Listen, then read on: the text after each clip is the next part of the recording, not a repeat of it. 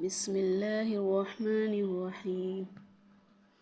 سچی کہانیاں۔ جناب رسول اللہ صلی اللہ علیہ وآلہ وسلم نے ایک مرتبہ فرمایا کہ بنی اسرائیل میں 3 آدمی تھے، ایک کوڑی، دوسرا گنجا، تیسرا اندھا تھا۔ خداوند تعالیٰ نے ان کو آزمانا چاہا اور ان کے پاس ایک فرشتہ بھیجا۔ پہلے وہ کوڑی کے پاس آیا اور پوچھا، تجھ کو کیا چیز پیاری ہے؟ اس نے کہا، مجھے اچھی رنگت اور خوبصورت کھال مل جائے اور یہ بلا جاتی رہے جس سے لوگ مجھ کو اپنے پاس بیٹھنے نہیں دیتے اور گھن کرتے ہیں۔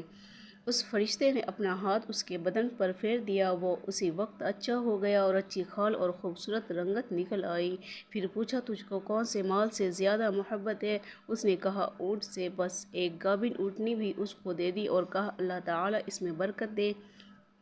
پھر گنجے کے پاس آیا اور پوچھا، تجھ کو کون سی چیز پیاری ہے؟ کہا، میرے بال اچھے نکل آئے اور یہ بلا مجھ سے جاتی رہے کہ لوگ جس سے گھن کرتے ہیں۔ فرشتے نے اپنا ہاتھ اس کے سر پر پھیر دیا، وہ فوراً اچھا ہو گیا اور اچھے بال نکل آئے۔ پھر پوچھا، تم کو کون سا مال پسند ہے؟ اس نے کہا، گائے۔ بس اس کو ایک گابن گائے دے دی اور کہا، اللہ تعالیٰ اس میں برکت بخشے۔ پھر اندھے کے پاس آیا اور پوچھا، تجھ کو کیا چیز چاہیے؟ کہا، اللہ تعالیٰ میری نگاہ درست کر دے کہ سب آدمیوں کو دیکھوں۔ اس فرشتہ نے آنکھوں پر ہاتھ پھیر دیا، اللہ تعالیٰ نے اس کی نگاہ درست کر دی۔ پھر پوچھا، تجھ کو کیا مال پیارا ہے؟ کہا، بکری۔ بس اس کو ایک گابن بکری دے دی۔ تینوں کے جانوروں نے بچے دیے۔ تھوڑے دنوں میں اس کے اونٹوں سے جنگل بھر گیا اور اس کی گایوں سے اور اس کی بکریوں سے۔ پھر وہ فرشتہ خدا کے حکم سے اسی پہلی صورت میں کوڑی کے پاس آیا اور کہا، میں ایک مسکین آدمی ہوں، میرے سفر کا سامان جھک گیا ہے، آج میرے پہنچنے کا کوئی وسیلہ نہیں سوائے خدا کے اور پھر تیرا۔ میں اس اللہ کے نام پر جس نے تجھے اچھی رنگت اور عمدہ کھال عنایت فرمائی، تجھ سے ایک اونٹ مانگتا ہوں کہ اس پر سوار ہو کر اپنے گھر پہنچ جاؤں۔ وہ بولا، یہاں سے چل دور ہو، مجھے اور بہت سے حقوق ادا کرنے ہیں، تیرے دینے کی اس میں گنجائش نہیں۔ فرشتے نے کہا، شاید تجھ کو تو میں پہچانتا ہوں، کیا تو کوڑی نہیں تھا کہ لوگ تجھ سے گھن کرتے تھے؟ اور کیا تو مفلس نہیں تھا، پھر تجھ کو خدا نے اس قدر مال عنایت فرمایا؟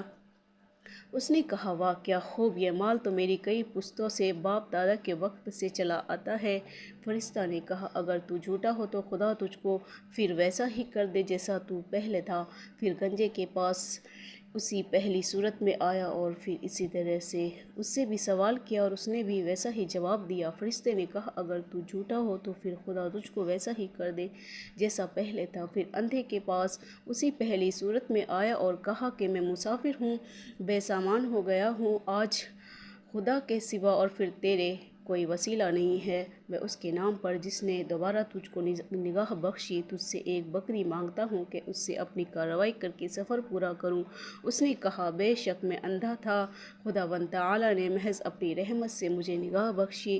جتنی بکریاں تیرا جی چاہے لے جا اور جتنی چاہے چھوڑ جا۔ خدا کی قسم، کسی چیز سے میں تجھ کو منع نہیں کرتا۔